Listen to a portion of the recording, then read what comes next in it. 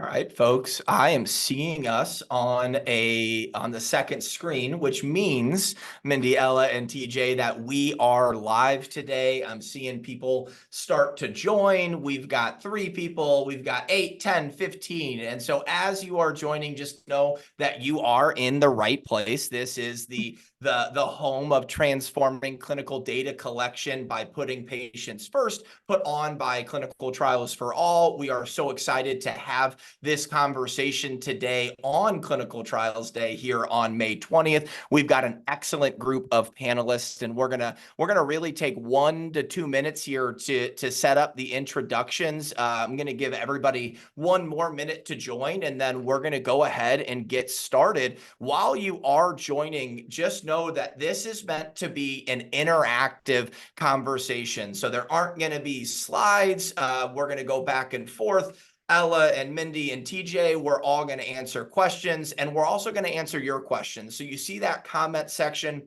on the LinkedIn platform, whether you're watching on your phone or on your computer, you can actually dump in your comments right there. I will bring them to the panelists and I will ask that question throughout this session. So as you are joining, please feel free to drop in where you're watching from. If you have any questions, happy Clinical Trials Day, and then we will go ahead and get started. And I think I wanted to just do a little bit of an overview, and then I'm going to toss it to our fantastic panelist for a quick introduction, and then we'll jump right into the questions. But I think I wanted to start this with really looking at this as a whole and looking at clinical data collection and understanding that it's undergone a significant transformation from pre-pandemic 2019 to today. And patient centricity has been a key driver of those changes. In fact, a recent survey revealed that 55% of researchers believe that patient ease of use is a primary factor in determining the overall success of ECOA and ePro clinical trials. And so what we're going to set out to discuss today, the latest efforts going into usability expectations, how the focus on patient enablement drives improvements in overall patient experiences, the impact of sensors and wearables on the clinical data space, the role of communication in optimizing clinical data collection, communication nuances for DCT and hybrid trials, and then also what's next for clinical data and patient centricity. So I know we're 2 or 3 minutes in here. I'm getting a ton of messages here. Cheryl's saying happy Clinical Trials Day, watching from Tampa. We've got San Antonio, Omaha, watching from Portland, Denver. So as more and more people start to join, just one more reminder, this is an interactive session. It will be recorded. Any questions that you have, we will bring to the panelists for discussion. And I think with that, that's enough of me talking in the introduction. So let's go ahead and toss it to our panelists. Mindy, you're first on my screen here in order of operations. So why don't we start with an introduction from you, and then we'll go down to Ella and then to TJ. I'm Mindy Cameron. Thanks, Alec. I am a 20-year veteran of the neuromuscular rare disease space. I have a 23-year-old son with Duchenne muscular dystrophy. And I guess back when I started putting my toe in the water, didn't know anything at all about clinical research. We didn't have any patient registries. We had to do a lot of work in natural history. We had to develop biomarkers and surrogate endpoints. I've been involved in all of those activities over the course of the last 20 years, and Duchenne has come a long way. We have 8 approved therapies now. That's 8 approved therapies in about, a 7-year time span. We've seen tremendous transformations in our clinical trial space. And we still have a long way to go. We still do things quite old school in a couple of fields. And I'm excited. I work with Medidata Solutions on integrating that patient voice into how we can do things better, more efficiently, get more people involved. I love it. Well, yeah, thank you, Mindy, so much. I'm excited to talk especially about that patient voice and how it can be applied moving forward. So thank you again for participating today. Let's toss it over to Ella. Yeah, thank you, Alec. My name is Ella Balasa, and I'm a person living with a rare genetic lung disease called cystic fibrosis. And over the past number of years, I've been aiming to bring the patient voice and perspective into research and drug development. Like Mindy, who we represent the rare disease community, there's been a number of advancements in cystic fibrosis. Now looking forward to gene therapeutics in this space, and there's been a number of approved therapeutics. And my goal really as an advocate and a patient engagement consultant is to assure that patient representation is involved early in the drug development process, and also that communications and materials after a drug has come to market speaks to that patient population, and we build that community with patients to empower them in their own disease and care. I love it. Well, thank you so much, Ella. We're stoked to have you on this panel today and excited to dive in a little bit more. And let's round it out here, TJ. Thanks, Alec. Hello, everybody. TJ Sharpe. I am a going on 12-year stage 4 melanoma survivor, veteran of 2 clinical trials as a participant, and a lot of random ways I ended up in the same category as Ella and Mindy as an advocate. You know, I think we all have unique journeys there, and mine started as an advocate for myself. And then for melanoma patients, and you keep expanding until I actually was able to join this industry as a patient with a voice in impacting clinical research and driving patient insights into the clinical development process. So for the last, the better part of the last decade, I've worked with the pharmaceutical industry, with any and all pharma companies to utilize the patient voice in more than just a one-time, one-way conversation piece. So that requires working with a number of stakeholders, including CROs, working with service providers. Most recently, I was working up until a few weeks ago with Ella and Mindy at Medidata in the patient insights program that we cultivated there. So a lot of the things that we'll talk about today will have some background with that, but really it applies to a number of different areas of clinical research and how the patient voice really drives innovation in that area. Yeah. Thank you so much, TJ. We're so excited to have all 3 of you on today. And I know that we're going to just run into right away into some questions that were preceded from conversations that we had in the buildup to this day. But I do want to call out, we do have a lot of individuals joining. I see Funmi from Cornwall, United Kingdom, excited to learn more about how we can all adopt more patient centricity into R&D. We've got Claire from Nigeria, Julie over at Univo IRB, JP in North Carolina, Joseph in the San Francisco Bay Area. And so thank you not only to our fantastic panelists here, but everybody that is joining and watching and participating in today's discussion. And if you do have questions, just as a reminder, even though we did precede some questions and had initial conversations, all you have to do is drop those comments or questions into the comment section, and I will bring those and filter them in throughout our conversation. But I know we wanted to go ahead and get started and really just start by talking about the lay of the land in clinical trial data collection. I think, Mindy, I'm going to start by tossing this to you and really just looking at how this has changed from the pre-pandemic era in 2019 to today. Mindy, go ahead if you want to jump in. Oh, Mindy, I'm going to have to ask you to come off mute there. Sorry about that. No worries. That's a rookie mistake. So in diseases like neuromuscular diseases that have early onset in early childhood and progress throughout early adolescence and early adulthood, we rely greatly on physical outputs, physical function tests too. And so when the pandemic happened, we were in the middle of multiple clinical trials, and suddenly patients couldn't come in. And, these trials were at great risk of having to shut down because we couldn't perform the functional tests that we needed to assess what was going on during these clinical trials. So our community was really kind of in the midst of trying to standardize some video capture of PROs. This became extremely important. We had already done a lot of work.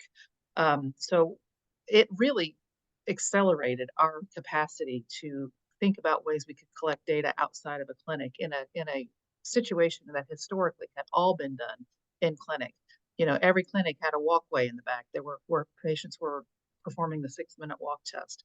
We developed a whole series of outcome measures called the NSAA, where patients had to perform 17 different functional assessments, and that score was their clinical trial endpoint. We couldn't do any of that in clinic. So it was tremendously impactful for us. Now, some of that's got kind of getting rolled back to the old ways, I should say, but a lot of it has stuck around. And it did make us realize that what families and patients see in the real world in everyday life is vastly different from what is performed in a clinic setting.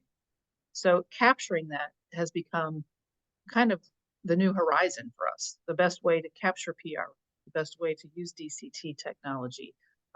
We have a lot more therapies in Duchenne than we had in the past. Patients they're extremely motivated. I can't think of a more motivated patient community than the Duchenne muscular dystrophy patient community. However, we have a lot more options now. So patients are picking and choosing what trials have less burden, what trials are closer to home. Decentralizing all these aspects and making it possible for patients to participate no matter if they live in the countryside or in the city or near a trial site. Rare diseases don't have, vast networks of clinical trial sites. We have a dozen or so. So patients have to travel. That becomes a big burden. And these are little kids that thankfully we've improved the health of this population of patients. And they aren't as motivated to spend a chunk of their childhood in a clinic. Yeah. So I think the pandemic, as awful as it was in so many ways for so many people, it was a real impetus to our clinical trial space in neuromuscular disease. Well, and I know that we're going to bounce around here, and I want to give Ella and TJ a chance, but one of the pieces that I am interested in is how is it scaling back? And so I know we'll talk about that a little bit in terms of the pace of change from 2020 to 2022, and now, we're in 2024, but Ella, TJ, anything else to add just about how clinical trial data collection has changed and been altered since 2020? Yeah, I certainly agree with everything that Mindy has just mentioned. I would say also that, I saw in my own care as the pandemic came to be, obviously a lot of in-person care shut down and the increase of telehealth.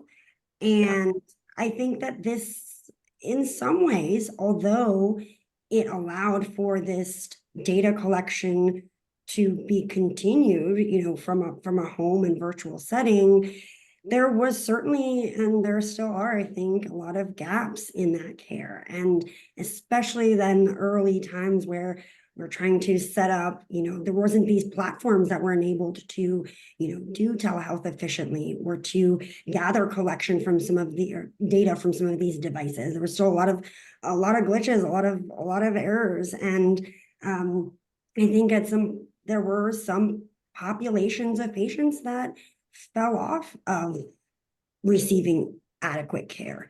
And that's because they weren't able to be seen in person. And I think that is to some degree that negative. And, we have to make sure that we are able to collect data from patients, no matter their location, whether they are in rural, remote settings where, maybe they don't have that technology capabilities. They weren't able to be seen at their local clinic in person. And then they're an older population that wouldn't necessarily be able to, adopt these technologies that quickly. So we have to make sure that, moving forward, and as we see more of a return, maybe a little bit of that drop off of the remote collection and a little bit of the return to in person, we have to make sure that there is the optionality where everybody can provide their data and have access to their data equally. Yeah, and I love just kind of shining the light there also on some of the negative impacts. We talk about how much the industry has changed, and a lot of that conversation is in a positive light, but there's also that kind of negative pull and kind of understanding the nuances there. So I appreciate you calling that out, Ella. TJ, I did see you unmute here, which means I have to put you on the spot for a follow-up. That's fine. I love talking, you know that. So I think both Mindy and Ella really hit on a couple of very big points. I think you see what we have seen is there was a very big technology ramp up, and the thing that lagged behind it, and this might be a good segue into one of our next questions, is that the change management of what happens at sites and generally what happens in clinical research didn't keep up or only kept up when it had to. And, and we've seen as a service provider employee for a few years and working with other groups, seeing that the technologies are great if they're used. But how many times do we go back to, we as in the industry or sites, go back to things like paper codes or consent is another topic where it's just less burdensome for a site to do something, and we lose sight of the benefit that we got when we were forced into doing things in a decentralized manner. So you spoke of the regression, Alec, and I think that's one of the things that we've now flooded the market with a bunch of tools. How do we get the people using in the processes to use those tools in the most effective manner so that their burden is reduced and the patient experience is increased? Yeah, I think it's such a good point, and before I even go, I think Mindy, you might jump in here. Am I right?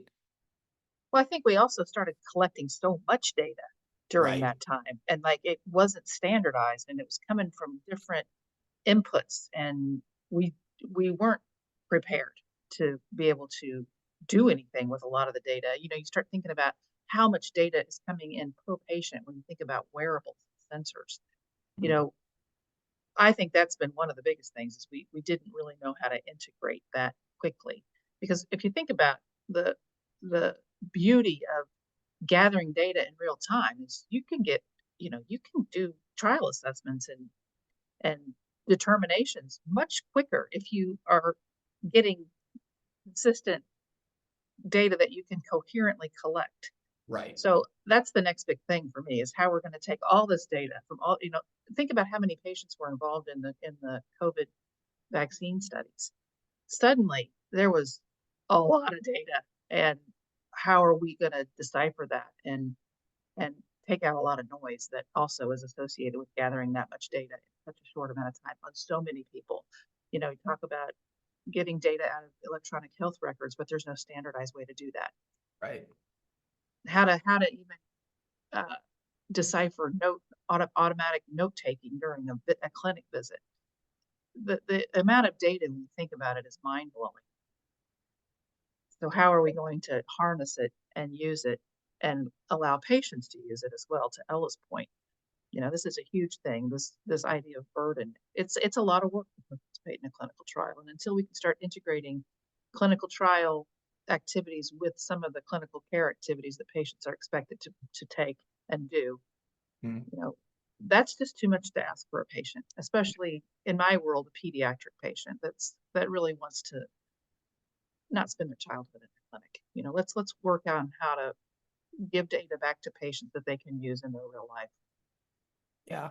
Well, and I think it's really interesting because TJ, you said something where, so much of this technology ramp up that happened, the technology can be great if it's used effectively and if it benefits the patient. And then Mindy, to your point in terms of the data, and I think Ella, you spoke to that as well. And I think this is a really interesting question. I know, we have a couple of different segues that we could go there, but I think I am curious in terms of the patient centricity. We talked about the pandemic being the cause, right, in terms of the ramp up and the changes that have been made. But so much of this goes back to the patient centricity and how patient centricity has driven some of these changes or are now starting to alter. Okay, we've done that change. We've had this 3-4 years ramp up. but now what? How is this patient centric? And I always go back to one of my favorite conferences is DFARM, and you have all of these great conversations about patient centricity and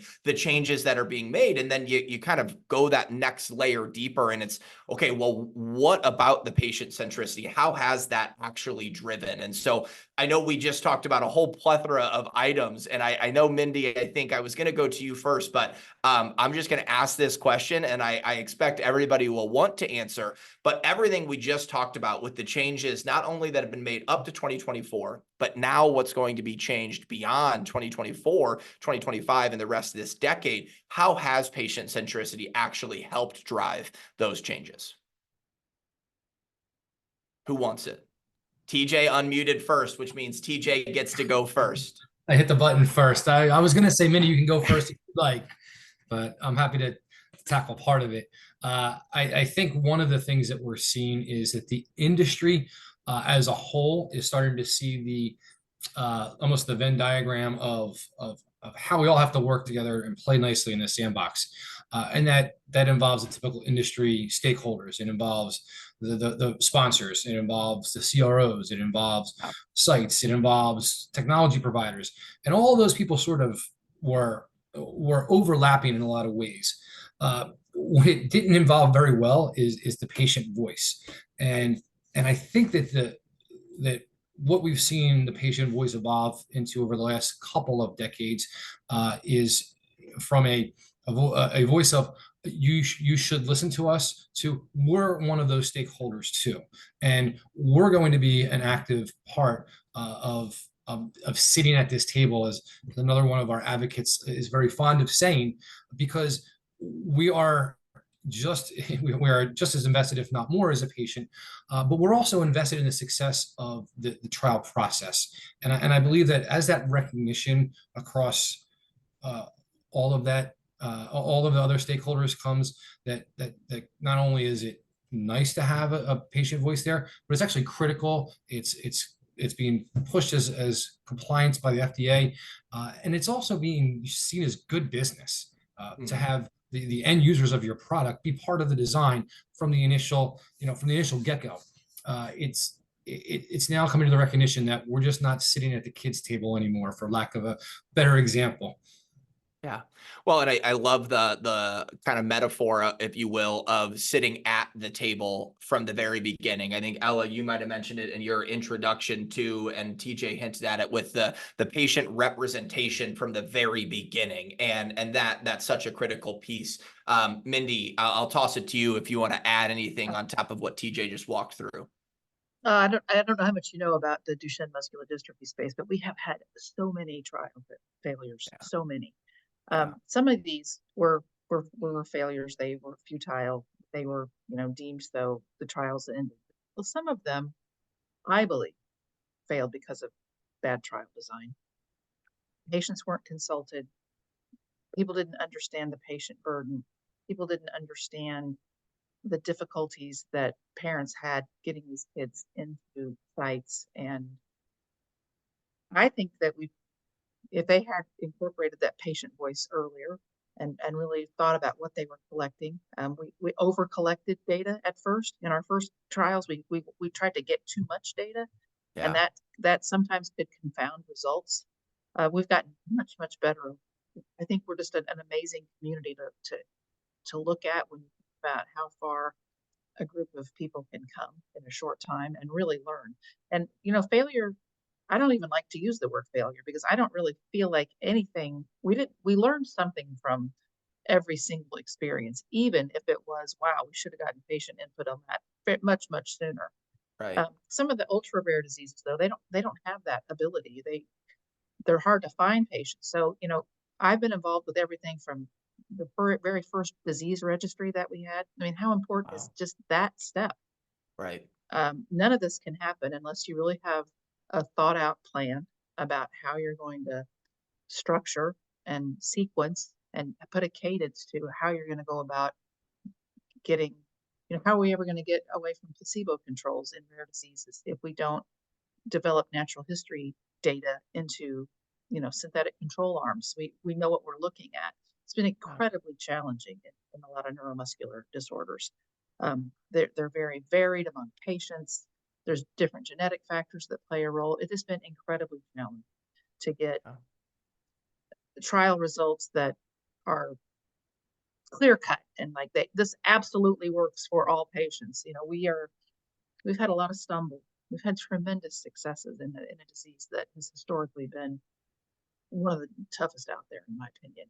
It is remarkable what we've accomplished, but we've made some, I don't want to say mistakes, but we've learned some hard lessons. Yeah. And a lot of them could have been prevented if we had just gotten that patient voice in earlier. Yeah. Well, and I know, Ella, I'm gonna toss it to you, but I'm gonna take a brief moment just to thank all three of you once again. I think, you know, Mindy, just as you walked through that, you know, being able to sense the powerful, you know, emotion in your voice, but still have that optimistic view from, you know, yes, there have been mistakes that have been made, but, you know, it's not a failure. There's going to be an evolution, and there is change that is coming. And so I just want to say thank you to all three of you for all the work that you've done and for having these conversations, because these are the tough conversations that have to happen in order for change to be made. And so thank you to all three of you, and thank you to everybody watching as well, because I know it's going to be a collaborative effort. With that said, Ella, I think you wanted to jump in there too. Yeah, you know, just to add on to what the great points that TJ and Mindy just made, I think that, you know, industry is recognizing that increasingly recognizing patients' value when it comes to, you know, the success of a trial, to have recruitment efforts, you know, sped up, and then to get results, you know, at a faster pace. And ultimately, you know, truth be told, then at the bottom line, that helps the, you know, reduce the costs and reduce the resource intensity of what a trial takes. And so that, and then that along with patients, as Mindy just said, like patients are increasingly, and communities are becoming increasingly educated and aware of their conditions, of their diseases, how they can be a factor and impact their own health outcomes. And so people want to be more involved in their care. They want to be a part of clinical trials. They want to be a part of, you know, expediting treatments for themselves and for their loved ones and families. And so with this, I think that, again, to TJ's point, like we can really be this cohesive group where we're all bringing very different perspectives and a needed piece of the puzzle to accelerate trial and treatment development. And so, but to do that, you know, I think that we have to make sure that the patient voice is integrated at very critical stages. And that is, you know, before even these trials are developed, where, as Mindy said, like we need to understand what are important and valuable measures that matter to a community, right? Like, I mean, having cystic fibrosis, an endpoint in the trials that have been used is FEV1, which is a measure of lung function. And it's typically for every new drug trial, it's been 40% or lower is excluded from trials.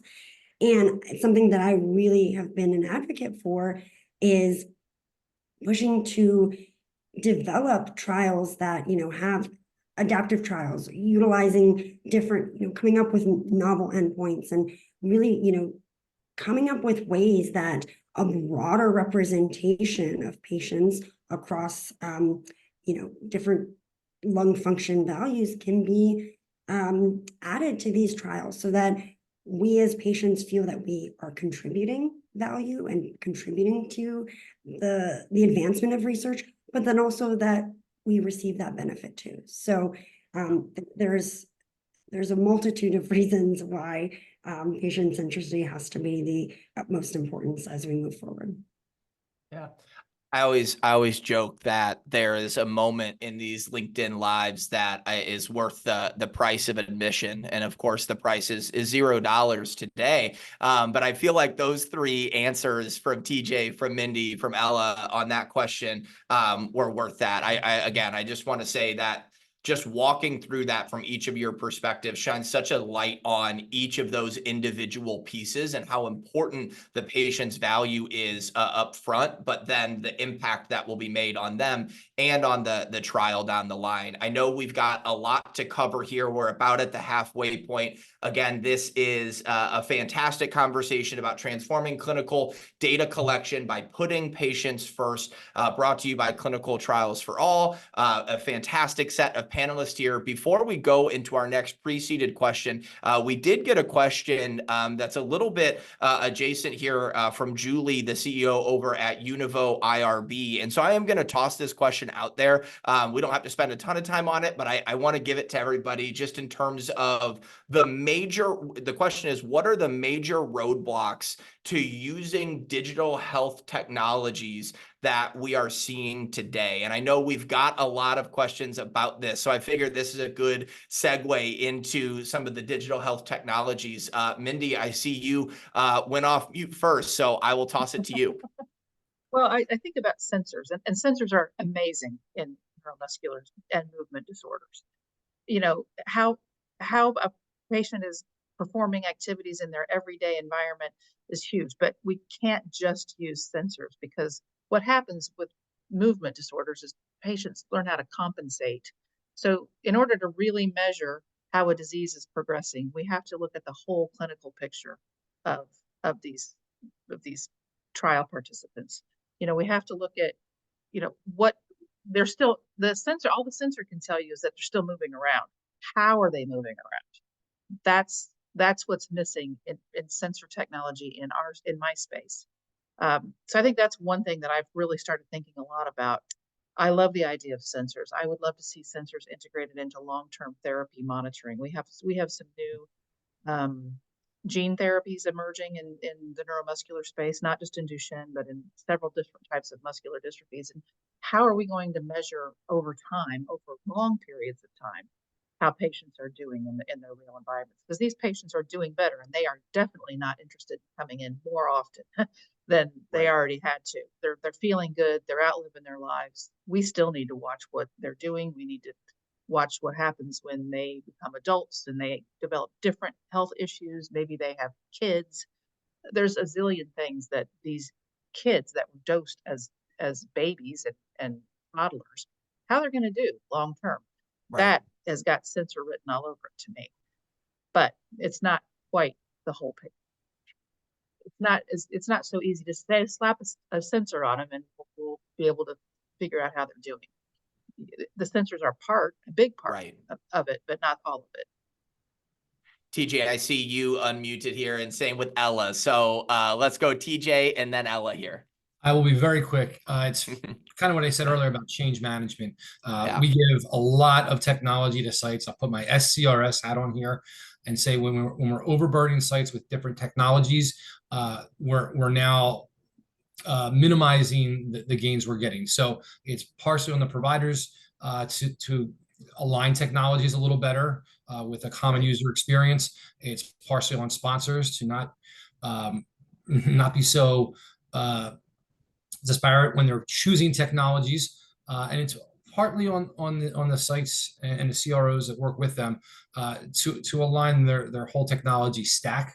You can tell that I worked for a technology company, but that we're giving the right tools. We wouldn't go in and give 5 different kinds of an actual physical tool to a doctor and expect him to know how to use all of them, 5 different stethoscopes. So we shouldn't be doing the same thing with technology. It's unavoidable in some ways, but it also means that it's on a little bit on all the stakeholders to begin to get better alignment with how those technologies integrate and make everyone's life a little bit easier and a little less burdensome. Yeah.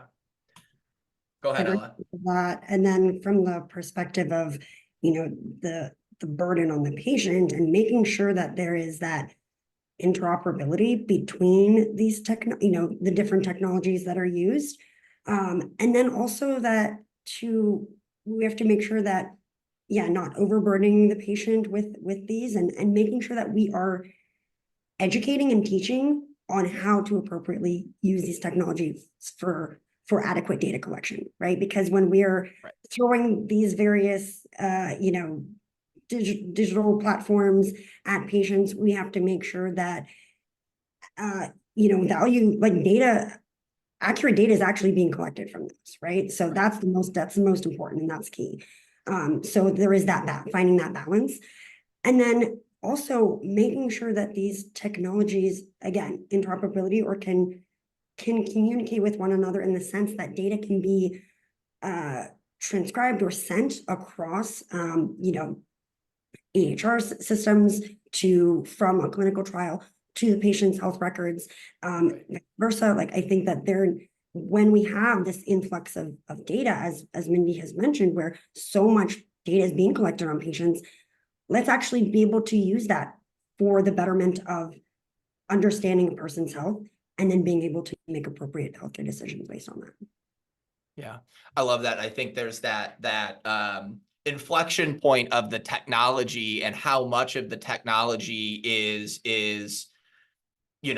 making things more complex in a way, especially for the end users. And TJ, you said the site burden, and then that goes like, if it's complicated for the sites, if it's complicated for the end user, for the patient, that's where you're going to start to see some of those cracks. I do want to pause really quick because Ella, we had a comment in terms of one of our initial questions about patient centricity in the trial setup. And the comment was, it's a really valuable point. Sponsors need to take into account varying patients for inclusion to better decipher how treatment can be adapted. It's not just about sales, it's about access to care for all. And I think that, again, we talk about why are we having this conversation, right? It always goes back to that. And I think it's a good segue even into our next question, which is really about the latest efforts going into meeting the usability expectation. So I had mentioned the stat earlier about the recent survey indicating that 55% of users identified patient ease of use as a factor contributing to the success of trials. With that being the case, how are we designing a better user experience? What are some of those things that are going into this process? And I think TJ, we had this. I think I was going to start with you on this one, so I'll toss it over to you. Sure, and I look at the time. We'll definitely keep going through these quickly. There's a couple different things we can do here. I was recently at a conference at the Critical Path Institute. They have a PRO consortium and an ECOA consortium developing those best practices. What works for some may not work for others, but we're trying to see as an industry and a technology industry how to align the implementation or the integrations of these tools with the actual, we keep calling it user experience, but it's the patient experience, it's the participant experience, it's the caregiver experience, as Mindy well knows and can talk about. And it also goes to what are the most suitable technologies, or even to be more granular, the best practices or the best assessments to collect data. The best ways to collect data. Mindy mentioned sensors. We talk about ECOAs. What are the best things for a subset of patients, for a subset, for a therapeutic area? What works well for oncology? It might not be the same as what works for DMD, and it might not be what's important for a DMD. Mindy, I'm taking the words right out of your mouth, but the 6-minute walk test isn't as big a deal for Mindy's son as what it is to be able to just function on a daily basis, or to message his friends. Correct me when I screw up, Mindy, but that's the messages we've heard, and aligning those objectives for therapeutic areas and data collection for each one would really boost the success of ECOA type tools and ease the burden for patients using them. Fantastic stuff there, TJ. I know Mindy or Ella, it looked like one of you might jump in there. Anything else to add here? Well, we have a patient population that loses function over time. So a lot of times, most kids will either age out or lose a functional capability that excludes them from trials. Rare disease drugs are expensive, so if they're excluded from trials, they're often excluded from payer consideration as well. So I have, it's an emotional response to me that we have therapies that our older patients will never be able to access. And we don't know enough about how some of these therapeutic agents are going to perform in older patients, but they should get access, and we should figure out how we can monitor that because they deserve treatment too. Just because a patient is further advanced and isn't going to gain maximal benefit from a therapy that may be expensive doesn't mean that that patient should just not get the opportunity to try it. This is happening a lot in the community, and it's heartbreaking. We need to think about how differences are made in their lives, not just in the clinic. Like, I made a reference to this test that we do that includes 17 outcome measures.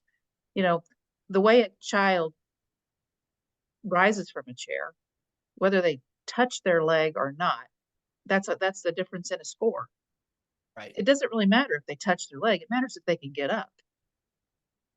So even if it takes longer than normal, I mean, these kids lose the ability to do anything like that requires physical movement. So even preserving something as the ability to chew or swallow or use a game control system, those are important. And if a therapy can help an individual that wants to prolong their lives or prolong their current state of health, then we need to be better at thinking about ways that they can access that. I think we see this across the board. Patients, we see it in the way that health is recognized. The quality, for instance, are we gonna say your life's not worth it? Right. So we have to start getting better about measuring outcome measures that matter to patients across the entire spectrum of a disease. Yeah. Fantastic answer. I think before I go, I know we've got a comment here that kind of asks a similar question on this, but Ella, I wanted to make sure you didn't have anything else to add on that question there. No, yeah, that I alluded to the same sort of thing in the cystic fibrosis community with the, lung function values. Those that are, patients that are more sick should still have the equal opportunity to participate in trials. And, Yeah. how we need to work together to develop these alternate endpoints and utilizing these technologies to be able to capture that data effectively and then incorporate it and utilize it into trial, into evaluating the success of a drug. Yeah. And I think the question that we got here is from JP, and it was actually from a previous point, but I do think it's relevant here. Beyond the obvious benefits to patients of trials, how do we make the data coming out of trials a value add to the patients, both during and beyond the trial? And as I'm asking that, I see Ella nodding her head, TJ and Mindy smiling. So I think we're going to have some answers here. So Ella, why don't we start with you for JP's question here? Yeah, absolutely.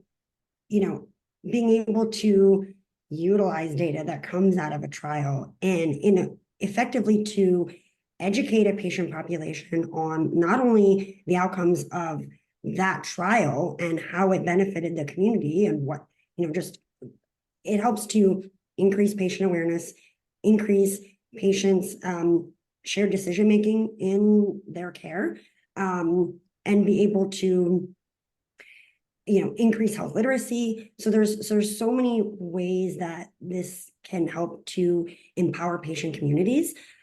And then also, as I mentioned before, utilizing that data to inform their physicians, right? Their specialists to understand more about what, in that interim of a trial participation, more detail, more granular understanding of that patient's health and how maybe some of those even patient-reported outcomes can be used to better inform understanding of that disease population or of patients in particular.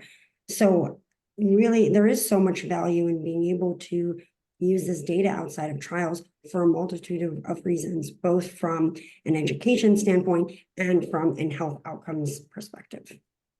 Yeah, I really like that breakdown there. Mindy, I think I'll toss it to you if you want to add anything else here. Well, so that kind of a reiteration of what Ella just said. We need to incorporate clinical research into clinical care. Yeah. We see it happening, and this has been one of the biggest eye openers to me in working with a diverse group of patients at Medidata's Patient Insights Board. It's not just a bunch of rare disease advocates talking about rare disease. It's a rare disease advocate, a cystic fibrosis advocate, a couple of cancer advocates, some patients with diabetes. We're all talking about our experiences, and we're kind of having these aha moments like, wow, we could do that. That worked for your community.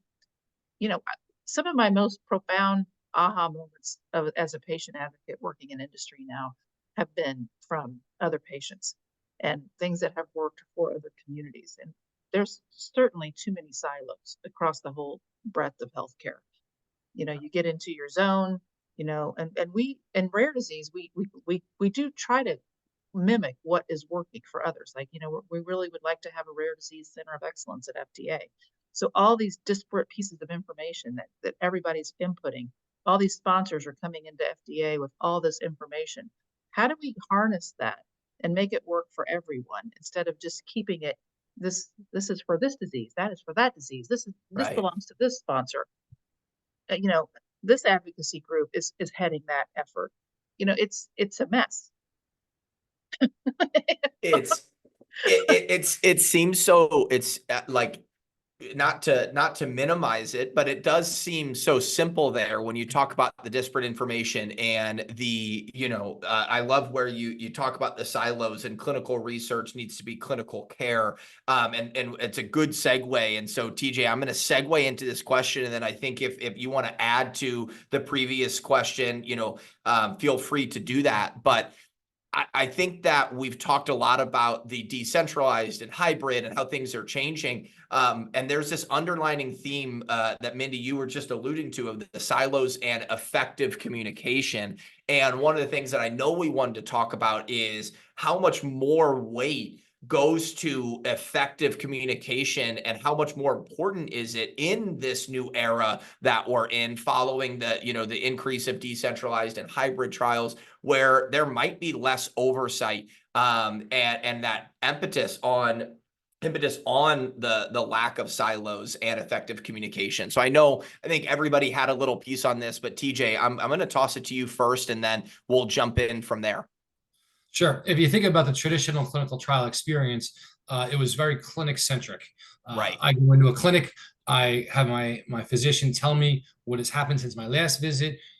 We have blood draws, whatever, and then we go episodically through what was laid out in a protocol.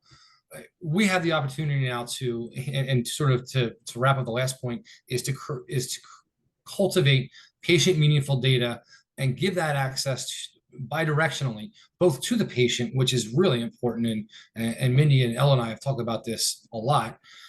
Give that patient and that insight to the data and the insight to the patient, but then also it's giving the data back when we talk about things like sensors or ECOAs or on demand COA, not necessarily formal assessments, but the ability to log things like adverse events when it's happening or shortly thereafter, versus coming in and then, as one of our advocate friends like to say, filling out the COA in the parking lot. You do it with paper. So the communication becomes less of a brain dump if we are able to utilize these technologies and the tools that we have to really create that picture from, like I said, from episode 1 to episode 2, and show, here is what my last X number of days or weeks have looked like. And the physician and I now can have a partnership that says, okay, have you felt things are different? And then my recollection is being backed by or supported by data and insights that we've collected in that short amount of time that really will support the entire patient care, including getting data for a clinical trial. Mindy, I'm just going to toss it straight to you and then toss it straight to Ella on this one. Well, I have so many thoughts about what TJ was saying that it's hard to, pinpoint it. But, I think about all the wasted time when we're like collecting data, 3 times during a 2-year trial. A lot of things aren't going to work, and it's good to discover that sooner than later and move on. That's one thing I've learned in 20 years of living in this rare disease space, that when something's not working, move on. The only way we're going to be able to expedite things and get more people involved is if we're collecting data in real time and analyzing it and making determinations about it. And then, I can't stress enough about the importance of sharing clinical care and research data to your care providers, your research team, yourself, your family. A lot of these conditions are genetic. Think about the power of that if a patient had control over their own health record and their own health data, the comprehensive picture, not just a piece from this doctor's office and what's the password. It's a nightmare for patients that have a lot of doctor's visits and a lot of chronic care in addition to anything they're doing for research. My husband, I hope not, my son sees 7 or 8 different specialists, and all that has to be arranged. It all has to be paid for. It all has to be scheduled. It all has to be followed up on. That's a lot of work. And to ask a patient to do something else in addition to that is too much. Especially on top of the emotional weight. Like that, I think that it goes back to the silos and the fragmentation of all of these different pieces, making it extremely difficult. Ella, I think I jumped in there. So I'll toss it to you. Yeah, so I think that clear communication on data collection, as it ensures that patients really understand within the trial context and outside of it too for their own care, really so that they can understand the purpose of it, of why it's collected, the process by which it will be done, and really the importance of it for both a trial and what it means for their own health and how to interpret that data and how they can use that to hopefully be able to, make better informed decisions for their care with their providers. And so I think it's really important to have education. And I think that when patients generally are just more informed with clear communication, then they're more willing to, be active participants in trial as far as collecting accurate and complete data. There's also more there's more trust and transparency when things are clearly communicated on what data is being collected, how it's secured. That's another topic that we haven't broached on too much, but I think that allows for this relationship building and allowing patients to be more assured in what their impact is within a trial sense, and then for overall their health in general. So I think, and then one last thing is that continuous, making sure that there's clear communication as far as and feedback for how, now taking it out of the context of data collected within a trial, but also collecting data as far as how patients feel about their experience within a trial and what could have gone wrong, what could go better, but actually being able to quantify that more broadly, and then be able to use that to improve trial experiences for patients in the future too. So that's another aspect of data collection that we haven't really talked about too, but is equally important. And in a trial that's, collecting an understanding of data that it as far as like what could be made better for the patient's experience, outside of just what they're collecting through patient-reported outcomes and other tests. Yeah. Well, I think you just made a fantastic point in general, but also one that means we're going to have a second version of this LinkedIn Live. We're going to have to come back and have a part 2. This has been unbelievable. We've got really 2 questions left, and I promised you guys that at some point I was going to bring out a stopwatch and put you on the spot. We've got 5 minutes left here, and so I'm going to do that. I'm going to ask 2 questions. The first question is, where would you like to see the industry go in terms of patient-centric clinical data collection? And then the second question is just going to be, what's your takeaway? If someone was watching this and they had 30 seconds to hear from you, what's your one item or your one piece? And so we'll go through each individual. We'll answer the first question, and then we'll go to the second. So TJ, I am going to start with you. I'm going to have a minute on the clock. I won't actually stop you, but I will, I'll heckle you if that makes sense afterwards. So tapping the mic. Mindy. Yeah. Where would you like to see the industry go next in terms of patient-centric clinical data collection? And your time begins now. I would love to see the industry, and when we talk about the industry, it is all those stakeholders we talked about, lean on each other to get best practices. So if we kind of start with the service providers, or we start with the sponsors that purchase those things, and say, what is it that the site needs versus what is it that makes the most sense for a trial?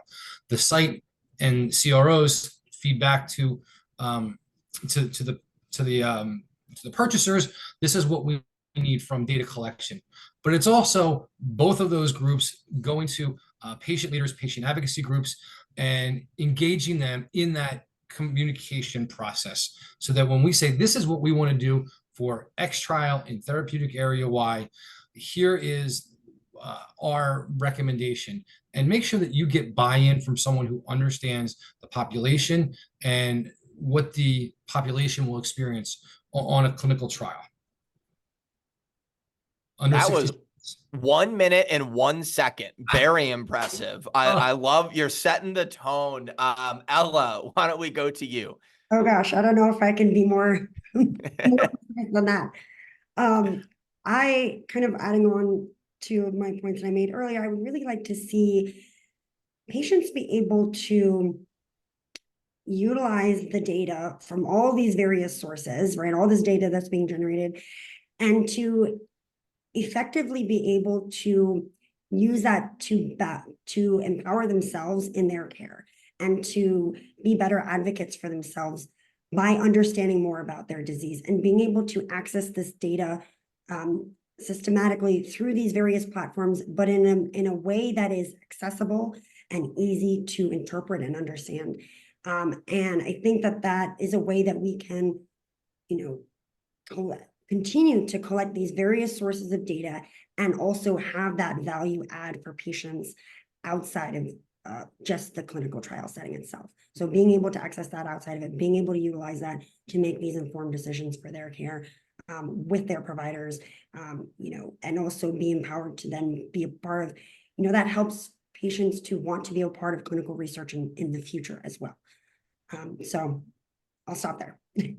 I love it. Also, only 1 minute and 11 seconds. Very impressive in terms of, usually when I do this, we're 3 minutes past. So Mindy, you have a chance here. We'll go back to that. Where would you like to see the industry go next in terms of patient-centric clinical data collection? Well, I get to go last, so I had a little bit of a moment to think. So I'm going to be well under a minute. I'm going to talk about how much I'm going to be under a minute to make up for my minute. I love it.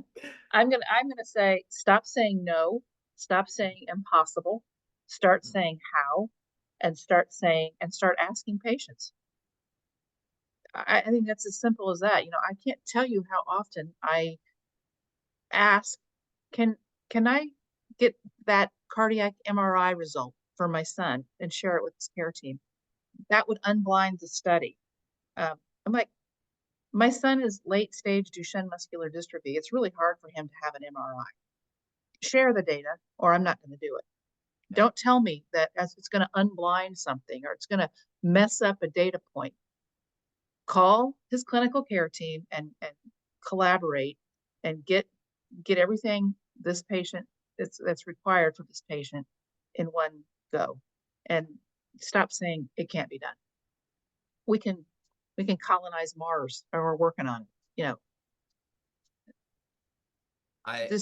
nothing's impossible. I love the stop saying no, stop saying it's impossible. I think one of the biggest takeaways that I've had just in life is the saying, well, we've always done it that way, is where good ideas go to die, right? Like if that's how we're going to approach this, then we're not going to come up with good ideas. Mindy, I know we're at the top of the hour, but I do want one takeaway. And I think that your takeaway might end up just being stop saying no and stop saying that things are impossible. But give me 30 seconds. If someone was just to watch this 30 seconds as a takeaway, what's your key piece here going forward? That we recognize the issues. The issues are emerging. The issues can't be ignored any longer. We're kind of hitting critical mass on what we're going to do with all this data and how we're going to harness it and help move the entire field of healthcare forward. The other thing that we didn't even touch upon is, harmonization of data globally. It's devastating actually to think that only some patients in some parts of the world are ever going to get any kind of treatment and therapies. That is entirely inequitable. We talk about diversity and equality in research, and we kind of stop short when you think about, my soapbox is that we don't include people with disabilities in the conversation often enough. But when you think about the global scale of some of these conditions, and the conditions in which patients are living with these things in other parts of the world, keep you up at night. It's a fantastic takeaway, and I'll toss it to you, Ella. Quickly, I'll just add, view patients as equal partners in clinical research and make sure that anything that is done is led with empathy for the patient's experiences and wanting to improve their health and outcomes. I love that. View patients as equal partners in this. I think that's fantastic. TJ, tie the bow on this. All right, and Mindy stole part of my thunder there, but I will use the phrase, stop leaning on the we cannot crutch. Hear it so often that we cannot do this from all parts of this industry. Ask the regulatory agencies and your people that are involved in that, how can we? If Transcelerate can do it with a bunch of competitors together in one room and create an entire patient engagement program, you can figure out how to share data. You can figure out how to make the best data capture possible, and you can figure out how to do it compliantly. And when you do that, make sure you ask the patients, how do we, so it's the right experience for them.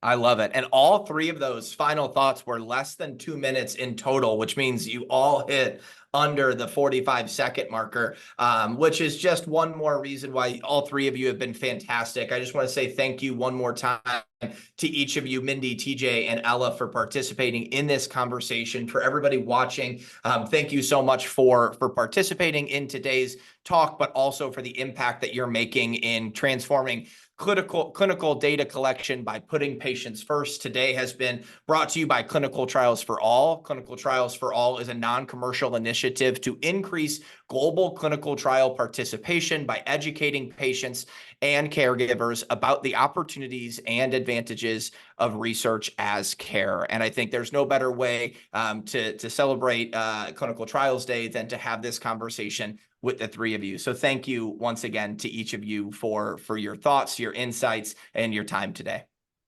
Thank you. All right. And if you do have any questions, I know we're going to hop off live here, but if you do have any questions and you're watching this on recording, you can throw them in the comments and we'll make sure that we address them moving forward too.